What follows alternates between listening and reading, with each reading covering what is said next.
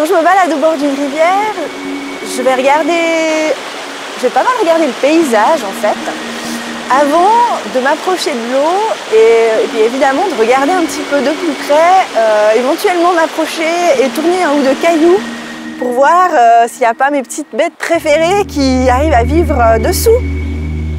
Larves d'insectes, petites crevettes d'eau douce et escargots n'ont plus de secret pour Sandra Knispel, hydrobiologiste. Un hydrobiologiste peut être chargé en fait, en quelque sorte, d'enquêter sur l'état d'un cours d'eau ou d'un tronçon de cours d'eau. Donc on va m'indiquer un endroit sur une rivière par exemple, ou bien le lieu d'un problème, et je serai chargée d'aller faire des prélèvements selon la problématique, d'aller faire des prélèvements sur le terrain, de ramener les échantillons ensuite au laboratoire, où je les examinerai en détail. Quand j'arrive sur un endroit que je dois étudier, la première chose que je fais, c'est de localiser précisément où je suis. Ensuite, j'ai un appareil que j'utilise pour vérifier la vitesse du courant, pour savoir si je vais plutôt prélever dans les courants moyens, lents ou rapides. Ensuite, je vais, avec mon filet, donc, prendre plusieurs échantillons.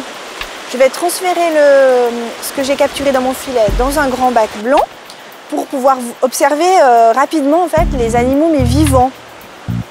Ceux que je vois, les beaux gros animaux, je vais les transférer tout de suite dans mes petits flacons où il y a de l'alcool pour avoir des beaux spécimens intacts.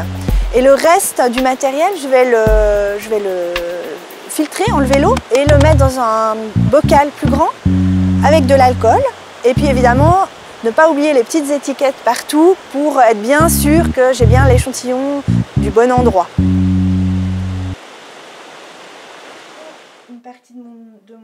Donc quand je commence une analyse au laboratoire, je vais préparer l'ensemble de mon échantillon, je vais l'examiner très en détail sous la loupe et puis je vais sortir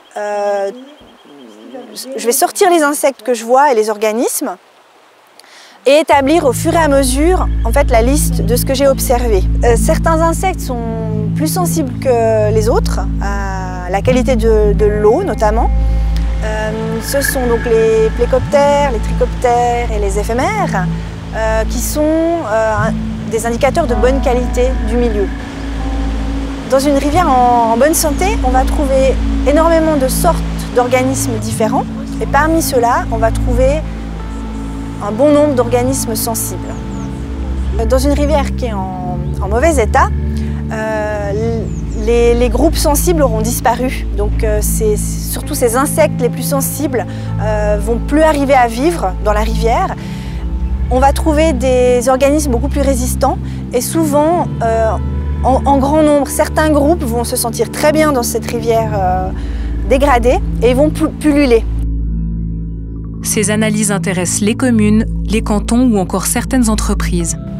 Je suis parfois impliquée dans le suivi des rivières, soit dans une région ou dans un programme de suivi des rivières en Suisse.